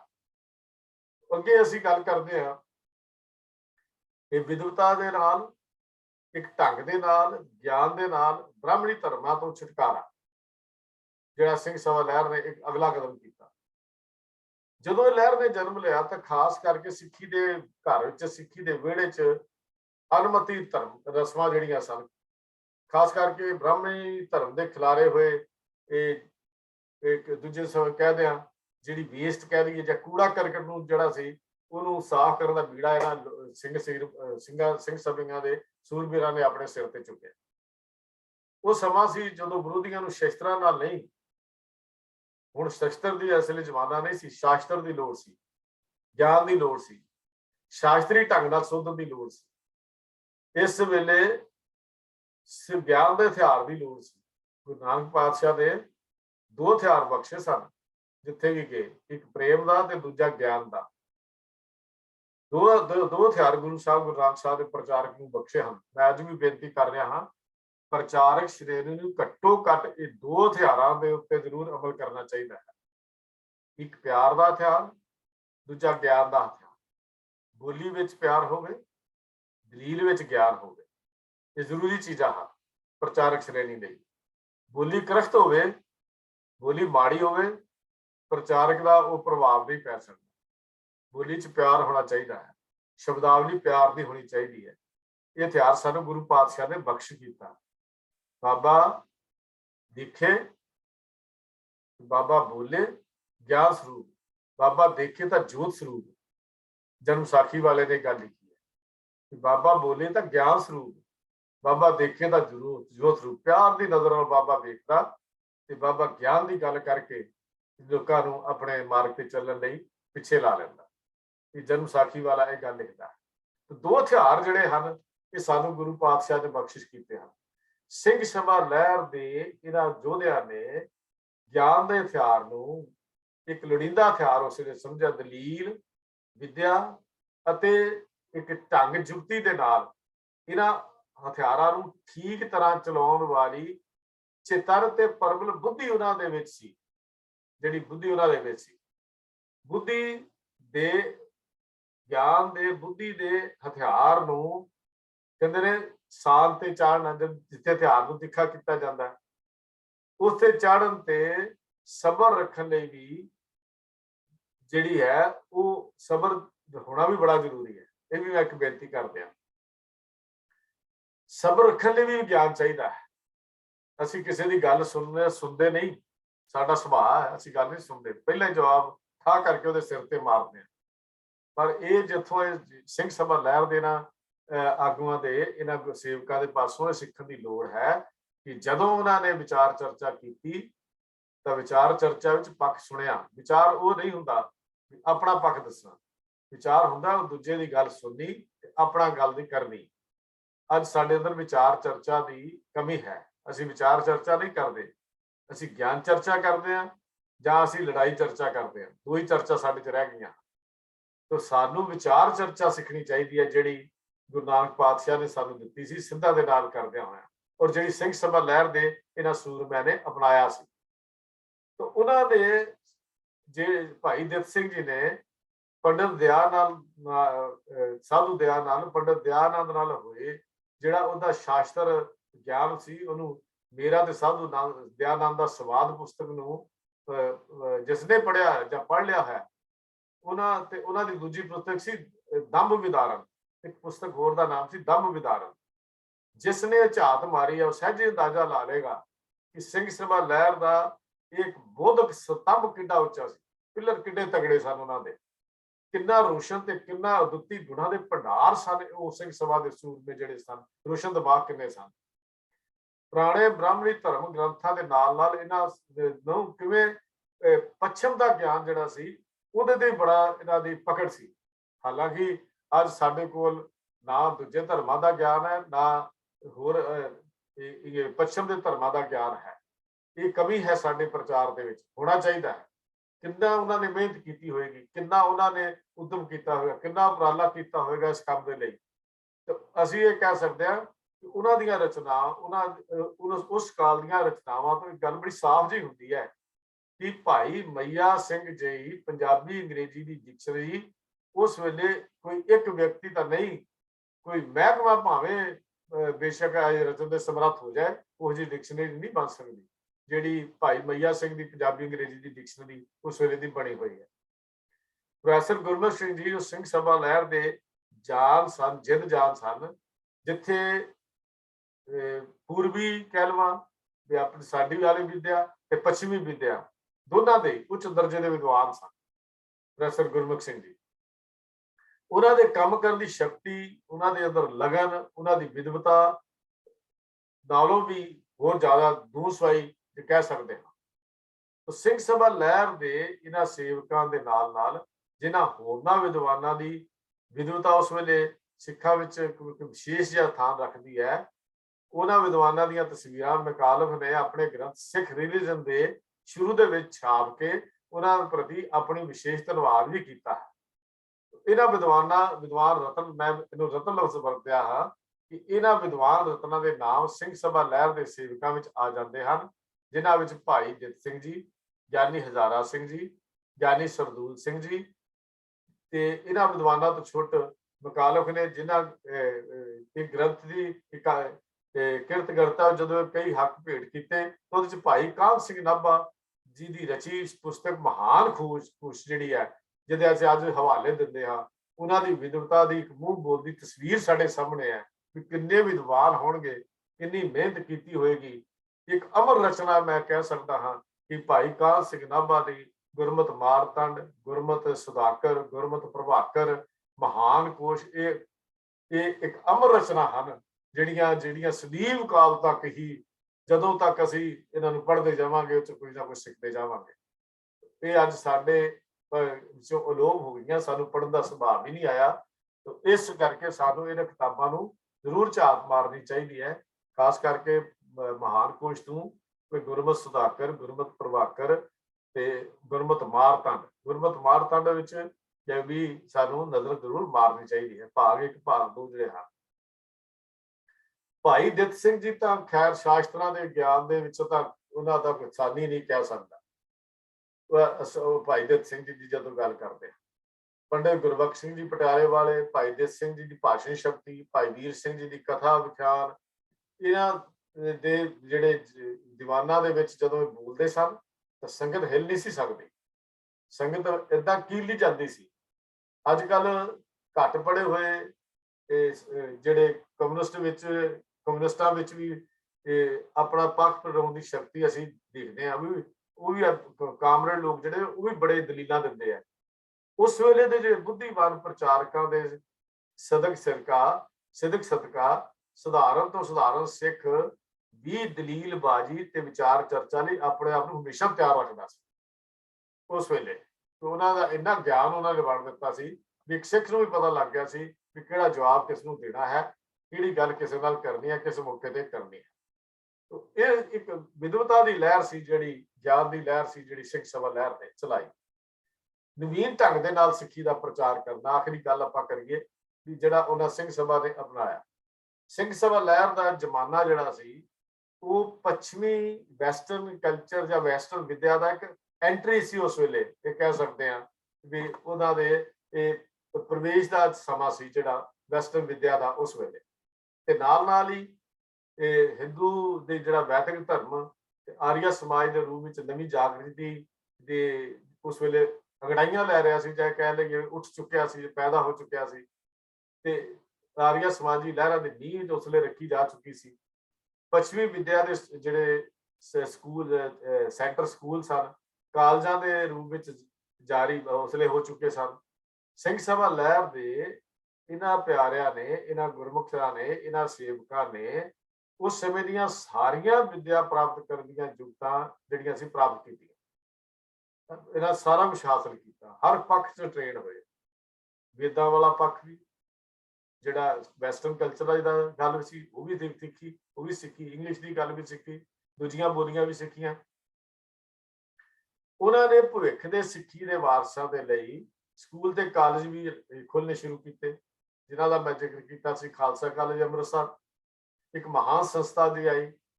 ਫਿਰ ਇਸ ਤੋਂ ਇਲਾਵਾ ਵਿਦਿਅਕ ਕਾਨਫਰੰਸ ਕਰਨੀਆਂ ਬੜੀ ਜ਼ਰੂਰੀ ਸੀ ਜੀ। ਇੱਕ ਵਿਦਿਅਕ ਕਾਨਫਰੰਸ ਹੁੰਦੀ ਸੀ ਸਾਲ ਵਿੱਚ, ਇੱਕ ਵਿਦਿਆ ਕਾਨਫਰੰਸ ਜਿਹੜੀ ਕਰਨੀ। ਉਹ ਵਿਦਿਅਕ ਕਾਨਫਰੰਸਾਂ ਦੇ ਵਿੱਚੋਂ ਵਿਦਿਆ ਪ੍ਰਚਾਰ ਦੀ ਇੱਕ ਵੇਲ ਜਿਹੜੀ ਸੀ ਪੁੱਗਰਦੀ ਸੀ। ਤੇ ਕਹਿ ਲਵਾਂ ਮੈਂ ਕਿ ਦਰਖਤ ਜਿਹੜਾ ਸੀ ਪੈਦਾ ਹੋਇਆ ਤੇ ਜਿਹੜਾ ਵੱਡਾ ਹੁੰਦਾ ਗਿਆ। ਵਿਦਿਅਕ ਕਾਨਫਰੰਸ ਬੜੀ ਕਮਾਲ ਦੀ ਸੀ। ਅੱਜ ਤਾਂ ਵਿਦਿਅਕ ਕਾਨਫਰੰਸ ਦਾ ਲੈਵਲ ਬੜਾ ਥੱਲੇ ਚਲਾ ਗਿਆ। ਜੇ ਕਿਤੇ ਹੁੰਦੇ ਵੀ ਹੋਏਗੀ ਤਾਂ ਆਪੋ ਆਪਣਾ ਗੱਲ ਕਰਕੇ ਤੁਰ ਜੇ। ਪਰ ਜਦ ਮੈਂ ਆਪ ਜੋ ਕੁਛ ਪੁਰਾਤਨ ਜਿਹੜੀਆਂ 60 70 ਦੀਆਂ ਵਿਦਿਅਕ ਕਾਨਫਰੰਸਾਂ ਦਾ ਕੁਛ ਡਿਟੇਲ ਪੜ੍ਹੀ ਤਾਂ ਮੈਂ ਹੈਰਾਨ ਸੀ ਵੀ ਇੰਨਾ ਕੁਛ ਸਾਡੇ ਸਿੱਖੀ ਦੇ ਇਹਨਾਂ ਮਹਾਨ ਯੋਧਿਆਂ ਨੇ ਜਿਹੜਾ ਵਿਦਿਅਕ ਕਾਨਫਰੰਸਾਂ ਦਾ ਚਲਾਇਆ ਸੀ ਰਵਾਜ ਸਿੰਘ ਸਭਾ ਲਹਿਰ ਨੇ, ਉਹ ਕਿੰਨਾ ਮਹਾਨ ਹੋਏਗਾ। ਉਹ ਯੋਧੇ ਕਿੰਨੇ ਮਹਾਨ ਹੋਣਗੇ, ਉਹ ਵਿਦਵਾਨ ਕਿੰਨੇ ਹੋਣਗੇ ਜਿਨ੍ਹਾਂ ਨੇ ਇੰਨੇ ਕਮਾਲ ਦੀਆਂ ਗੱਲਾਂ ਵਿਦਿਅਕ। ਉਹਨਾਂ ਦਾ ਕਿਤੇ ਭਾਸ਼ਣ ਜਦੋਂ ਅਸੀਂ ਪੜ੍ਹਦੇ ਸਾਂ ਵਿਦਿਅਕ ਜਿਹਨੂੰ ਅਸੀਂ ਕਹਿੰਦੇ ਆਰੰਭਕ ਭਾਸ਼ਣ ਜਿਹਨੂੰ ਕਹਿ ਸਕਦੇ ਹਾਂ, ਇੰਨੇ ਕਮਾਲ ਦੇ ਭਾਸ਼ਣ ਸੀ ਜਿਹੜੇ ਮੈਂ ਉਸਲੇ ਜਿਹੜੀਆਂ 70 60 ਦੇ ਵਿੱਚ ਵਿਦਿਅਕ ਕਾਨਫਰੰਸਾਂ ਜੋ ਮੈਨੂੰ ਮਿਲਣ ਨੂੰ ਇੱਕ ਦੋ ਮਿਲੀਆਂ ਜਿਨ੍ਹਾਂ ਦਾ ਮੈਂ ਡਿਟੇਲ ਪੜ੍ਹ ਸਕਿਆ, ਤੇ ਕਮਾਲ ਦੇ ਉਹਨਾਂ ਦੇ ਲੈਕਚਰ ਜਿਹੜੇ ਸਨ ਉਹਨਾਂ ਦੇ ਵਿੱਚ ਲਿਖੇ ਹੋਏ ਸਨ, ਆਰੰਭਕ ਭਾਸ਼ਣ ਜਿਹਨੂੰ ਅਸੀਂ ਕਹਿੰਦੇ ਹਾਂ। ਤਾਂ ਉਹਨਾਂ ਨੇ ਅਖਬਾਰਾਂ ਕਈ ਸ਼ੁਰੂ ਕੀਤੀਆਂ, ਅੰਗਰੇਜ਼ੀ, ਉਰਦੂ, ਪੰਜਾਬੀ ਦੇ ਵਿੱਚ ਕੱਢੀਆਂ ਅਖਬਾਰਾਂ। ਆਪਣੀ ਗੱਲ ਲੋਕਾਂ ਤੱਕ ਪਹੁੰਚਾਉਣ ਲਈ, ਪਾਠਕਾਂ ਤੱਕ ਪਹੁੰਚਾਉਣ ਲਈ ਹਰ ਹਫ਼ਤੇ ਇਹ ਅਖਬਾਰਾਂ ਜਿਹੜੀਆਂ ਸੀ ਉਹ ਕੀਤੀਆਂ। ਉਹਨਾਂ ਦੇ ਸੰਗਤ ਦੇ ਨਾਲ ਉਹਨਾਂ ਦਾ ਸੰਪਰਕ ਜਿਹੜਾ ਸੀ ਉਹ ਜ਼ਿਆਦਾ ਵਧਣਾ ਸ਼ੁਰੂ ਹੋ ਗਿਆ। ਪ੍ਰਚਾਰ ਲਈ ਵਿਖਿਆਨ ਤੇ ਲੇਖ ਪੁਸਤਕਾਂ ਦਾ ਲਿਖਣ ਢੰਗ ਵੀ ਉਹਨਾਂ ਦਾ ਕਮਾਲ ਦਾ ਸੀ। ਜਿਹੜੀ ਲਿਖਣ ਸ਼ੈਲੀ ਸੀ ਉਹ ਵੀ ਕਮਾਲ ਦੀ ਸੀ। ਉਹਨਾਂ ਨੇ ਬ੍ਰਿਜ ਭਾਸ਼ਾ ਜਾਂ ਦੂਜੇ ਲਫ਼ਜ਼ ਕਹਿ ਲਈਏ ਸਾਧ ਭਾਸ਼ਾ ਆਨ ਕਰਕੇ ਜਿਹੜੇ ਲਫ਼ਜ਼ ਬੋਲਦੇ ਆਨ ਕਰਕੇ ਦੀ ਥਾਂ ਤੇ ਸਿੱਧੀ ਸਪਸ਼ਟ ਗੱਲ ਕੀਤੀ ਕਿ ਆਪਣੀ ਗੱਲ ਮਿੱਠੀ, ਸੁਰੀਲੇ ਤੇ ਵਿਸਮਾਦੀ ਢੰਗ ਨਾਲ ਕਹਿਣ ਦਾ ਢੰਗ ਜਿਹੜਾ ਸੀ ਉਹ ਸਾਨੂੰ ਸਿਖਾਇਆ। ਫਿਰ ਦੁਬਾਰਾ ਦੁਹਰਾ ਰਿਹਾ, ਆਪਣੀ ਗੱਲ ਮਿੱਠੀ, ਸੁਰੀਲੀ ਤੇ ਵਿਸਮਾਦੀ ਢੰਗ ਨਾਲ।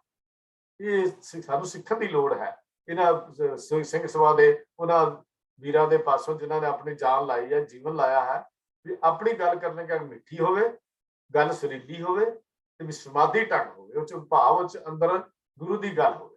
ਵਿਸਮਾਦ ਦਾ ਮਤਲਬ ਗੁਰੂ ਦੀ ਗੱਲ ਹੋਵੇ, ਗੁਰੂ ਦਾ ਗਿਆਨ ਉਹਦੇ ਅੰਦਰ ਹੋਵੇ। ਇਹ ਜ਼ਰੂਰੀ ਚੀਜ਼ ਹੈ ਜਿਹੜੀ ਸਾਨੂੰ ਅੱਜ ਸਿੱਖਣ ਦੀ ਲੋੜ ਹੈ।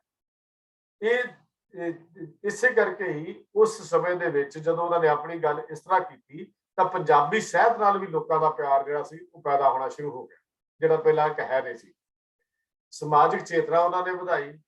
ਸਿੰਘ ਸਭਾ ਲਹਿਰ ਨੇ, ਇਸ ਸੁਧਾਰਵਾਦੀ ਲਹਿਰ ਨੇ ਹੀ ਗੁਰਦੁਆਰਾ ਸੁਧਾਰ ਲਹਿਰ ਦੇ ਨੂੰ ਜਨਮ ਦਿੱਤਾ, ਜਿਹਦਾ ਇਤਿਹਾਸ ਅਸੀਂ ਪੜ੍ਹ ਚੁੱਕੇ ਹਾਂ, ਪਿੱਛੇ ਕਰ ਚੁੱਕੇ ਹਾਂ।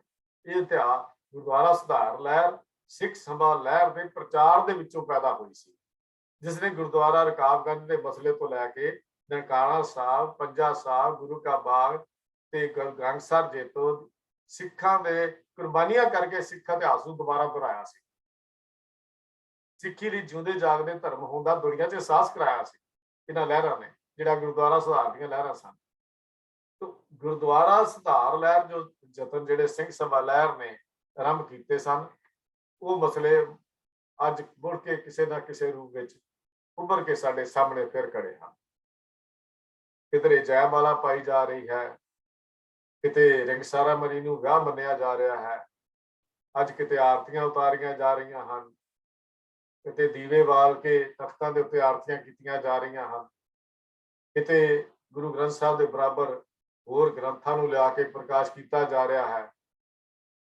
ਕਿਹੜਾ ਕੰਮ ਹੈ ਅਡੰਬਰੀ ਰਸਮ ਜਿਹੜੀਆਂ ਅੱਜ ਫਿਰ ਉਸੇ ਤਰ੍ਹਾਂ ਪੈਰ ਪਸਾਰ ਰਹੀਆਂ ਹਨ, ਜਿਨ੍ਹਾਂ ਵਿੱਚੋਂ ਸਾਨੂੰ ਸਿੰਘ ਸਭਾ ਗੁਰੂ ਸਾਹਿਬਾਨ ਨੇ ਉਸ ਤੋਂ ਬਾਅਦ ਸਿੰਘ ਸਭਾ ਲਹਿਰ ਦੇ ਇਹਨਾਂ ਆਗੂਆਂ ਨੇ ਕੱਢਣ ਦਾ ਇੱਕ ਯਤਨ ਕੀਤਾ ਸੀ।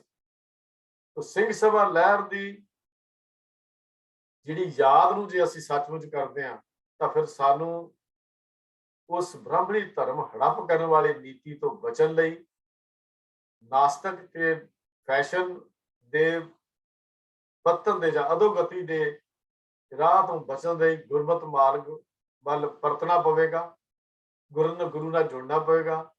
ਅੱਜ ਕਿੰਨੇ ਕੁ ਯਤਨਾਂ ਦੀ ਲੋੜ ਹੈ, ਜੋ ਕੁਝ ਕਰਨਾ ਚਾਹੀਦਾ ਹੈ ਉਹ ਨਹੀਂ ਹੋ ਰਿਹਾ। ਨਵੀਆਂ ਸਮੱਸਿਆਵਾਂ ਸਾਡੇ ਸਾਹਮਣੇ ਰੋਜ਼ ਆਉਂਦੀਆਂ ਹਨ, ਜਿਨ੍ਹਾਂ ਦੇ ਲਈ ਸਾਨੂੰ ਜੂਝਣਾ ਪਏਗਾ। ਸਾਨੂੰ ਸਾਰੇ ਢੰਗਾਂ ਦੇ ਸਾਧਨਾਂ ਨੂੰ ਵਰਤਣਾ ਪਏਗਾ। ਸਿੰਘ ਸਭਾ ਲਹਿਰ ਦੇ ਸੇਵਕਾਂ ਨੇ ਉਸ ਜਿਹੜੇ ਢੰਗ ਵਰਤੇ ਸੀ, ਜਿਹੜੇ ਉਹਨਾਂ ਕੋਲ ਉਸ ਵੇਲੇ ਮੌਜੂਦਾ ਢੰਗ ਸਨ, ਉਹਨਾਂ ਦੇ ਨਾਲ ਉਹਨਾਂ ਨੂੰ ਵਰਤਣਾ ਪਏਗਾ। ਬਲਕਿ ਉਸ ਤੋਂ ਵੀ ਹੋਰ ਅੱਜ ਨਵੀਆਂ ਸਮੱਸਿਆਵਾਂ ਜਿਹੜੀਆਂ ਸਾਡੇ ਸਾਹਮਣੇ ਪ੍ਰਗਟ ਹੋ ਰਹੀਆਂ ਹਨ, ਆ ਰਹੀਆਂ ਹਨ, ਉਹਨਾਂ ਨੂੰ ਅੱਜ ਇੱਕ ਸੰਗਠਨ ਵਿੱਚ ਆਰਗੇਨਾਈਜ਼ ਹੋ ਕੇ ਇੱਕ ਸ਼ਕਤੀ ਦੇ ਨਾਲ, ਇੱਕ ਪੰਥਕ ਸੇਵਾ ਦੇ ਨਾਲ, ਜਜ਼ਬੇ ਨਾਲ ਤੇ ਬੁੱਧੀ ਦੇ ਬਲ ਤੇ ਭਾਵ ਗਿਆਨ ਦੇ ਬਲ ਤੇ ਅੱਜ ਵਧਾਉਣ ਲਈ ਸਾਨੂੰ ਆਪਣੇ ਅੰਦਰ ਤਾਕਤ ਪੈਦਾ ਕਰਨ ਦੀ ਲੋੜ ਹੈ। ਅੱਜ ਉਸ ਗਿਆਨ ਦੇ ਬਲ ਨੂੰ ਵਰਤਣ ਦੀ ਅੱਜ ਫਿਰ ਲੋੜ ਹੈ, ਪੁਕਾਰ ਹੈ ਹੋ ਰਹੀ ਲੋਕਾਂ ਪਾਸ ਵਿੱਚ। ਅੱਜ ਪੁਕਾਰ ਆ ਰਹੀ ਹੈ ਉੱਠ ਕੇ ਕਿ ਉਹ ਗਿਆਨ ਦਾ ਹਥਿਆਰ ਖੁੱਲਾ ਹੋ ਗਿਆ। ਅੱਜ ਸਾਡੇ ਅੰਦਰ ਉਹ ਕੁਝ ਆ ਗਿਆ। ਅੱਜ ਸਾਡੇ ਸਿੰਘ ਸਭਾ ਲਹਿਰ, ਸਿੰਘ ਸਭਾ ਨਾਮ ਤੇ ਬਣੇ ਹੋਏ ਗੁਰਦੁਆਰੇ ਅੱਜ ਸਿੰਘ ਸਭਾ ਵਾਲੇ ਕੰਮ ਨਹੀਂ ਕਰ ਰਹੇ। ਅਡੰਬਰ, ਰਸਮਾਂ, ਰਿਵਾਜ ਜਿਹੜੇ ਸਿੰਘ ਸਭਾ ਲਹਿਰ ਨੇ, ਜਿਨ੍ਹਾਂ ਨੂੰ ਕੱਢ ਕੇ ਉਹਦਾ ਨਾਂ ਸਿੰਘ ਸਭਾ ਦਿੱਤਾ ਸੀ, ਕੀ ਸੱਚਮੁੱਚ ਅੱਜ ਉਹ ਸਿੰਘ ਸਭਾ ਗੁਰਦੁਆਰੇ ਰਹਿ ਗਏ ਹਨ? ਅੰਦਰ ਝਾਤ ਮਾਰ ਕੇ ਦੇਖ ਲਈਏ। ਜ਼ਿਆਦਾ ਸਮਾਂ, ਜ਼ਿਆਦਾ ਗੱਲਾਂ ਕਰਨ ਦੀ ਜ਼ਰੂਰਤ ਵੀ ਨਹੀਂ ਹੈ। ਕਿਵੇਂ ਅਸੀਂ ਗੱਲ ਕਰ ਸਕਦੇ ਹਾਂ ਵੀ ਅਸੀਂ ਉਹਨਾਂ ਯੋਧਿਆਂ ਦੇ ਉਹਨਾਂ ਦੇ ਕੀਤੇ ਹੋਏ ਕਾਰਨ ਨੂੰ ਤੇ ਪਹਿਰਾ ਦੇ ਰਹੇ ਹਾਂ? ਕਿਵੇਂ ਗੱਲ ਕਰ ਸਕਦੇ ਹਾਂ? ਬਿਲਕੁਲ ਨਹੀਂ ਕਰ ਸਕਦੇ। ਇੱਥੋਂ ਤੱਕ ਅਸੀਂ ਅੱਗੇ ਨਾਲੋਂ ਵੀ ਥੱਲੇ ਨੂੰ ਡਿੱਗਦੇ ਜਾਂਦੇ ਹਾਂ। ਜਿਹੜੇ ਸਾਧਨ ਉਹਨਾਂ ਦੇ ਕੋਲ ਸੀ, ਮੈਂ ਬੇਨਤੀ ਕਰਾਂ, ਉਹਨਾਂ ਨੇ ਜ਼ਮਾਨੇ ਦੀ ਵੰਗਾਰ ਨੂੰ ਕਬੂਲਿਆ, ਵੇਲੇ ਦੀ ਵੰਗਾਰ ਨੂੰ ਕਬੂਲਿਆ। ਉਹਨਾਂ ਸਾਧਨਾਂ ਦੇ ਨਾਲ, ਸੀਮਤ ਸਾਧਨਾਂ ਦੇ ਨਾਲ ਅਸੀਮਤ ਕੰਮ ਕਰਕੇ ਦਿਖਾਇਆ। ਅੱਜ ਸਾਡੇ ਕੋਲ ਸਾਧਨ ਬਹੁਤ ਨੇ, ਸਾਧਨ ਅੱਜ ਘੱਟ ਨਹੀਂ ਹਨ। ਅੱਜ ਇੱਥੇ ਬੈਠਾ ਮੈਂ, ਅੱਜ ਇਸ ਕਲਾਸ ਵਿੱਚ ਇੰਡੀਆ ਜਿੱਥੇ ਮਰਜ਼ੀ ਕੋਈ ਗੱਲ ਕਰ ਸਕਦਾ ਹਾਂ। ਉਦੋਂ ਇਹ ਗੱਲਾਂ ਨਹੀਂ ਸਨ, ਉਦੋਂ ਸਮਾਂ ਨਹੀਂ ਸੀ, ਇਹ ਕੋਈ ਸਾਧਨ ਨਹੀਂ ਸਨ। ਅੱਜ ਪ੍ਰਚਾਰ ਕਰਨਾ ਬਹੁਤ ਸੌਖਾ ਹੈ, ਉਹਦੇ ਨਾਲੋਂ ਨਹੀਂ ਰਿਹਾ ਤਾਂ ਅੰਦਰ ਉਹ ਜਜ਼ਬਾ ਨਹੀਂ ਰਿਹਾ, ਉਹ ਪਿਆਰ ਨਹੀਂ ਰਿਹਾ, ਉਹ ਗਿਆਨ ਨਹੀਂ ਰਿਹਾ, ਉਹ ਹਥਿਆਰ ਨਹੀਂ ਰਿਹਾ। ਕਮੀ ਕਿੱਥੇ ਆਈ? ਉਹ ਇੱਥੇ ਆਈ ਹੈ। ਕਮੀ ਸਾਧਨਾਂ ਦੀ ਨਹੀਂ ਆਈ, ਕਮੀ ਸਾਡੇ ਆਪਣੇ ਦ੍ਰਿੜਤਾ ਦੇ ਅੰਦਰ ਆਈ ਹੈ। ਸਾਡੇ ਸਿੱਖੀ ਸਿਧਾਂਤਾਂ ਦੇ ਜੂਝਣ ਦਾ ਜੋ ਜਜ਼ਬਾ ਸੀ ਉਹ ਖਤਮ ਹੁੰਦਾ ਹੈ, ਕਮੀ ਉਹਦੇ ਵਿੱਚ ਆਈ ਹੈ। ਸਾਨੂੰ ਪੰਥ ਪ੍ਰਤੀ ਆਪਣੀ ਜ਼ਿੰਮੇਵਾਰੀ ਦਾ ਅਹਿਸਾਸ ਨਹੀਂ, ਪੰਥ ਤਾਂ ਛੱਡੋ, ਪਰਿਵਾਰ ਪ੍ਰਤੀ ਆਪਣੀ ਜ਼ਿੰਮੇਵਾਰੀ ਦਾ ਸਾਨੂੰ ਅਹਿਸਾਸ ਨਹੀਂ ਰਿਹਾ। ਅੱਜ ਜਿਹੜੀਆਂ ਕਮੀਆਂ ਆਈਆਂ ਨੇ ਉਹ ਇਸ ਕਰਕੇ ਆਈਆਂ ਹਨ ਕਿ ਅਸੀਂ ਆਪਣੇ ਪਰਿਵਾਰ ਪ੍ਰਤੀ ਵੀ ਆਪਣੀ ਜ਼ਿੰਮੇਵਾਰੀ ਨਹੀਂ ਨਿਭਾ ਰਹੇ। ਜੇ ਸੱਚਮੁੱਚ ਅਸੀਂ ਪਰਿਵਾਰ ਪ੍ਰਤੀ ਹੀ ਆਪਣੀ ਜ਼ਿੰਮੇਵਾਰੀ ਨਿਭਾ ਲੈਂਦੇ ਤੇ ਸ਼ਾਇਦ ਇਹ ਦਿਨ ਸਾਨੂੰ ਦੇਖਣੇ ਨਾ ਪੈਂਦੇ, ਜਿਨ੍ਹਾਂ ਦੀ ਗੱਲਾਂ ਅਸੀਂ ਰੋਜ਼ ਕਰਦੇ ਹਾਂ ਕਿ ਨੌਜਵਾਨ ਕਿਉਂ ਨਹੀਂ ਆਉਂਦਾ, ਕਿਉਂ ਨਹੀਂ ਜੁੜਦਾ, ਕੀ ਹੋਇਆ? ਤੇ ਉਹਦਾ ਕਾਰਨ ਇਹ ਹੈ ਕਿ ਅਸੀਂ ਆਪਣੇ ਪਰਿਵਾਰਾਂ ਪ੍ਰਤੀ ਆਪਣੇ ਫਰਜ਼ ਪੂਰੇ ਨਹੀਂ ਕੀਤੇ। ਇਹ ਕਾਰਨ ਹੈ। ਤਾਂ ਸਾਡੀ ਪੰਥ ਪ੍ਰਤੀ ਇੱਕ ਜ਼ਿੰਮੇਵਾਰੀ ਹੈ, ਅਸੀਂ ਪੂਰੀ ਕਰ ਸਕਦੇ ਹਾਂ। ਆਪਣੇ ਫਰਜ਼ ਪ੍ਰਤੀ ਜੇ ਸਾਡੀ ਰੁਚੀ ਹੋਵੇ, ਸਾਨੂੰ ਪਤਾ ਹੋਵੇ ਸਾਡੀ ਡਿਊਟੀ ਹੈ, ਅਸੀਂ ਪੰਥ ਦਾ ਇੱਕ ਹਿੱਸਾ ਹਾਂ, ਅਸੀਂ ਦਰਖਤ ਦੀ ਸ਼ਾਖਾ ਹਾਂ, ਉਹ ਦਰਖਤ ਪੰਥ ਹੈ, ਉਹ ਗ੍ਰੰਥ ਹੈ। ਅਸੀਂ ਗੁਰੂ ਗ੍ਰੰਥ ਤੇ ਗੁਰੂ ਪੰਥ ਦੇ ਲਈ ਅਸੀਂ ਜਿੰਦ ਵਾਰ ਸਕਦੇ ਹਾਂ। ਇਹ ਸਾਡੇ ਅੰਦਰ ਰੁਚੀ ਹੋਵੇ। ਅੱਜ ਪੰਥ ਦੇ ਨਾਂ ਤੇ ਸੋਭਾ ਜਾਂ ਵਡਿਆਈ ਲੈਣ ਦਾ ਜਾਂ ਲਾਭ ਉਠਾਉਣ ਦਾ ਹੀ ਸਾਰਾ ਧਰਮ ਸਮਝਿਆ ਜਾ ਰਿਹਾ ਹੈ। ਨਾ ਪੰਥ ਦਾ ਵਰਤਿਆ ਜਾਂਦਾ ਤੇ ਜਿਹੜੇ ਲਾਭ ਹਨ ਉਹ ਜਾਤੀ ਲੈ ਜਾਂਦੇ ਹਨ। ਕੌਮੀ ਫਰਜ਼ ਜਿਹੜੇ ਸਨ ਉਹ ਸਾਡੇ ਅੰਦਰੋਂ ਅੱਜ ਖਤਮ ਹੋ ਚੁੱਕੇ ਹਨ। ਅੱਜ ਪੰਥ ਦਾ ਨਾਮ ਵਰਤ ਕੇ ਹੀ ਰਾਜ ਗੱਦੀਆਂ ਕਮਾਈਆਂ, ਰਾਜ ਕਮਾਏ, ਰਾਜ ਤਖਤਾਂ ਤੇ ਬੈਠੇ, ਸਿੰਘਾਸਨਾਂ ਤੇ ਬੈਠੇ, ਪਰ ਉਸੇ ਪੰਥ ਦੀਆਂ ਜੜ੍ਹਾਂ ਨੂੰ ਕਮਜ਼ੋਰ ਕਰਨ ਦਾ ਕੰਮ ਜਿਹੜਾ ਸੀ ਉਹ ਕੀਤਾ ਗਿਆ। ਅੱਜ ਸਾਡੇ ਆਗੂ ਉੱਥੇ ਨਾ ਪਹੁੰਚ ਸਕੇ। ਇਹ ਗੱਲ ਸੋਚਣ ਦੀ ਲੋੜ ਹੈ, ਵਿਚਾਰਨ ਦੀ ਲੋੜ ਹੈ, ਕੁਝ ਕਰਨ ਦੀ ਲੋੜ ਹੈ। ਨਾ ਕਿ ਗੱਲਾਂ ਬਾਤਾਂ ਦੇ ਨਾਲ, ਥੁੱਕਾਂ ਨਾਲ ਕਦੀ ਵੜੇ ਨਹੀਂ ਪੱਕਦੇ। ਸਾਨੂੰ ਉਹਦੇ ਲਈ ਹਮੇਸ਼ਾ ਆਪਣੇ ਆਪ ਨੂੰ ਕੁਰਬਾਨੀ ਦੇਣ ਲਈ, ਕੁਰਬਾਨੀ ਕੇਵਲ ਮਰਨ ਦੀ ਨਹੀਂ ਹੁੰਦੀ, ਤਲਵਾਰ ਦੀ ਜਾਂ ਬੰਦੂਕ ਦੀ ਗੋਲੀ ਦੀ ਕੁਰਬਾਨੀ ਨਹੀਂ ਹੁੰਦੀ। ਕੁਰਬਾਨੀ ਆਪਣਾ ਅਰਪਣ ਕਰਨਾ ਵੀ ਕੌਮ ਦੇ ਲਈ ਕੁਰਬਾਨੀ ਹੁੰਦੀ ਹੈ। ਜਦੋਂ ਤਨ, ਮਨ, ਧਨ ਦੀ ਕੁਰਬਾਨੀ ਅਸੀਂ ਆਖਦੇ ਹਾਂ, ਤਿੰਨ ਚੀਜ਼ਾਂ ਦੀ ਕੁਰਬਾਨੀ ਹੈ ਜਿਹੜੀ ਕੌਮ ਲਈ ਸਾਨੂੰ ਕਰਨ ਦੀ ਲੋੜ ਹੈ। ਗੱਲ ਮੁੱਕਦੀ ਗੱਲ ਅਸੀਂ ਇਹ ਗੱਲ ਕਰੀਏ ਕਿ ਜਿਹੜੀ ਗੱਲ ਸਿੰਘ ਸਭਾ ਲਹਿਰ ਦੀ, ਜੇ ਅਸੀਂ ਇਤਿਹਾਸ ਨੂੰ ਯਾਦ ਕਰਨਾ ਹੈ ਤਾਂ ਫਿਰ ਸ਼ੁਰੂ ਹੀ ਗੱਲ ਇੱਥੋਂ ਹੁੰਦੀ ਹੈ ਕਿ ਨਵੀਂ ਮੰਜ਼ਿਲ ਲਈ ਇੱਕ ਸੰਗਠਨ, ਇੱਕ ਸ਼ਕਤੀ, ਇੱਕ ਸੇਵਾ, ਇੱਕ ਈਮਾਨ ਤੇ ਗਿਆਨ ਤੇ ਹੋਰ ਸਾਧਨ ਸਾਡੇ ਕੋਲ ਹੋਣੇ ਚਾਹੀਦੇ ਹਨ। ਕਿੰਨਾ ਕੁ ਯੋਗਦਾਨ ਹੈ ਸਾਡਾ ਅੱਜ ਇਹਦੇ ਵਿੱਚ, ਕਿੰਨਾ ਕੁ ਅਸੀਂ ਸੇਵਾ ਦੇ ਪੱਖ ਵਿੱਚ ਹਾਂ, ਕਿੰਨਾ ਕੁ ਸਾਡਾ ਈਮਾਨ ਸਾਡੇ ਅੰਦਰ ਹੈ, ਕਿੰਨੀ ਕੁ ਸਾਡੀ ਬੁੱਧੀ ਦਾ ਬਲ ਸਾਡੇ ਅੰਦਰ ਹੈ, ਕਿੰਨਾ ਕੁ ਗਿਆਨ ਸਾਡੇ ਕੋਲ ਹੈ।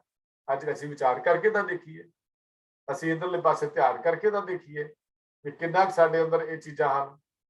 ਇਹ ਚੀਜ਼ਾਂ ਸਾਡੇ ਅੰਦਰ ਹੈ ਨਹੀਂ ਹਨ। ਸਾਡੇ ਅੰਦਰ ਕਮੀ ਕਮਜ਼ੋਰੀ ਜਿਹੜੀ ਹੈ ਉਹ ਨਜ਼ਰ ਆਉਂਦੀ ਹੈ।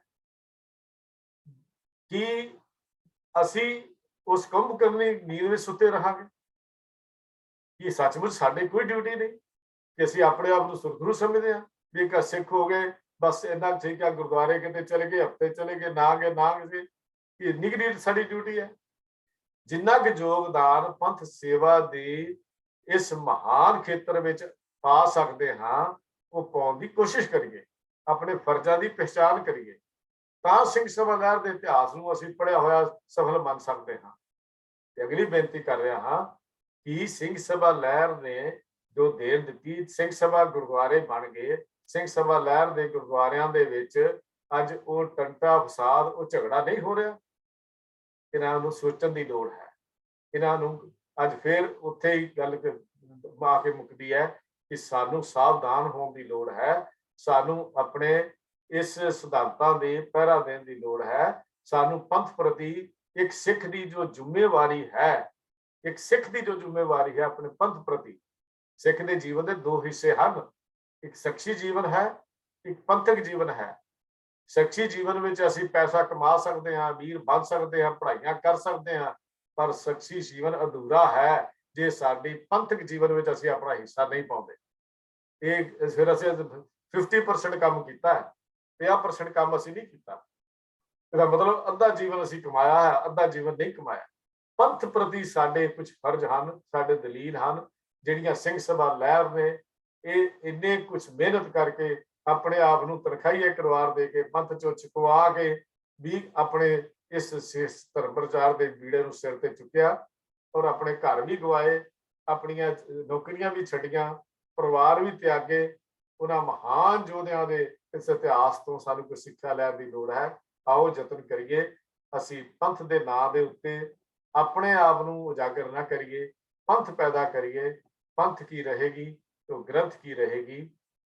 जे पंथ ਦੀ ਨਹੀਂ ਰਹਿੰਦੀ ਤੇ ਗ੍ਰੰਥ ਦੇ ਰਾਖੀ ਲਈ ਵੀ ਪੰਥ ਕਮਜ਼ੋਰ ਹੁੰਦਾ ਹੈ ਤਾਂ ਉਹਦੀਆਂ ਵੀ ਪ੍ਰੋਬਲਮ ਜੋ ਸਾਡੇ ਹਾਲ ਖੜੀਆਂ ਹੋਈਆਂ ਨੇ, ਤੁਸੀਂ ਦੇਖਦੇ ਹੋ ਕਿ ਕਿਉਂ ਖੜੀਆਂ ਹੋਈਆਂ, ਕਿ ਸਾਡਾ ਪੰਥ ਕਮਜ਼ੋਰ ਹੋਇਆ। ਤਾਂ ਪੰਥ ਨੂੰ ਮਜ਼ਬੂਤ ਕਰਨ ਦੇ ਲਈ ਸਾਨੂੰ ਪਛਾਣ ਕਰਨੀ ਪਏਗੀ ਪੰਥ ਹੈ ਕੀ ਚੀਜ਼, ਪੰਥ ਕਿਹਨੂੰ ਕਹਿੰਦੇ ਨੇ। ਕਿ ਪੰਥ ਇਹਨਾਂ ਪੰਜਾਂ ਬੰਦਿਆਂ ਨੂੰ ਪੰਥ ਦਾ ਨਾਮ ਦੇ ਦਿੰਦੇ ਆ ਤੇ ਇਹ ਪੰਜ ਪੰਥੇ ਬਣ ਸਕਦੇ ਹਨ ਕਿ ਪੰਥ ਦੇ ਬੰਦੇ ਫਿਕਸ ਹੋ ਸਕਦੇ ਹਨ। ਇਹ ਗੱਲਾਂ ਸਾਨੂੰ ਸੋਚਣ ਵਿਚਾਰ ਕਰਨ ਦੀ ਲੋੜ ਹੈ। ਉਸ ਸਿੰਘ ਸਭਾ ਲਹਿਰ ਦੇ ਤੇ ਗੁਰੂ ਇਤਿਹਾਸ ਤੇ ਗੁਰੂ ਵੱਲੋਂ ਪਾਏ ਹੋਏ ਪੂਰਨਿਆਂ ਤੇ ਗੁਰਬਾਣੀ ਦੀ ਸੇਧ ਲੈਂਦੇ ਹੋਏ ਅਸੀਂ ਇਹ ਯਤਨ ਕਰੀਏ ਤਦ ਕਿ ਸਾਡਾ ਲੋਕ ਸੁਖੀ ਪਰਲੋਕ ਸਹਿਲਾ ਹੋ ਜਾਏ। ਇੰਨੇ ਕੁ ਵਚਨ ਪ੍ਰਵਾਨ ਕਰਨੇ ਜੀ। ਇਹ ਸਿੰਘ ਸਭਾ ਲਹਿਰ ਦੀਆਂ ਵਿਚਾਰਾਂ ਕਰਦਿਆਂ ਸਮੁੱਚੀ ਸੇਵਾ ਨਿਭਾਉਂਦਿਆਂ ਹੋਈਆਂ ਬੇਅੰਤ ਭੁੱਲਾਂ ਆਪ ਪਾਸੋਂ ਖਿਮਾ ਮੰਗ ਰਿਹਾ ਹਾਂ, ਕਿਉਂਕਿ ਇਤਿਹਾਸ ਬਹੁਤ ਵੱਡਾ ਹੈ ਜਿਹਨੂੰ ਕਾਗਜ਼ਾਂ ਵਿੱਚ ਜਾਂ ਜ਼ਬਾਨ ਤੇ ਬਹੁਤ ਕੁਝ ਰਹਿ ਜਾਂਦਾ ਹੈ। ਤੇ ਹੋ ਸਕਦਾ ਹੈ ਕਿ ਬਹੁਤ ਸਾਰਾ ਇਤਿਹਾਸ ਸਿੰਘ ਸਭਾ ਲਹਿਰ ਦਾ ਹਲੇ ਮੈਂ ਦੱਸਣ ਤੋਂ ਨਾ ਵੀ ਦੱਸ ਸਕਿਆ ਹੋਵਾਂ। ਜਿੰਨੇ ਕੁ ਸਾਧਨ ਮੇਰੇ ਪਾਸ ਸਨ ਜਾਂ ਜਿੰਨਾ ਕੁ ਗਿਆਨ ਗੁਰੂ ਨੇ ਮੈਨੂੰ ਬਖਸ਼ਿਸ਼ ਕੀਤਾ ਉਹਦੇ ਮੁਤਾਬਕ ਮੈਂ ਆਪ ਜੀ ਦੇ ਨਾਲ ਸਾਂਝ ਕੀਤੀ ਹੈ ਜੀ। ਭੁੱਲ ਚੁੱਕ ਦੀ ਫੇਰ ਖਿਮਾ ਮੰਗ ਰਿਹਾ ਹਾਂ ਸਾਰਿਆਂ ਕੋਲੋਂ। ਪਿਆਰ ਸਹਿਤ ਫਤਿਹ ਦੀ ਸਾਂਝ ਕਰੋ ਜੀ। ਵਾਹਿਗੁਰੂ ਜੀ ਕਾ ਖਾਲਸਾ, ਵਾਹਿਗੁਰੂ ਜੀ ਕੀ ਫਤਿਹ।